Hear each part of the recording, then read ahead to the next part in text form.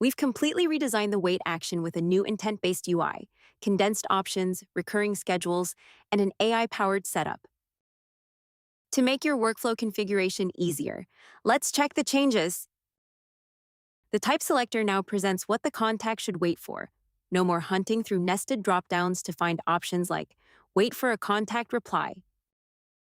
Related wait types are now grouped under single cards to reduce clutter, batching contact actions together and all booking types as one. A CTA at the top of the wait action lets you define your desired wait behavior, so the AI Builder agent generates a configured wait action card. Let's go over how to add and configure the wait action with these improvements.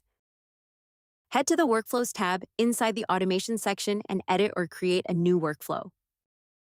Add the wait action where you see fit.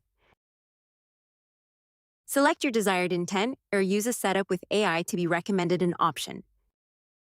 Configure your waiting as desired. You can do so with standard or dynamic values, as well as specific days and times down to the second. The new single-step date setup and intent-based card layout with contextual reordering eliminates confusion, helping you approach your workflow building straightforwardly and supporting you with AI whenever needed. We hope you enjoy it.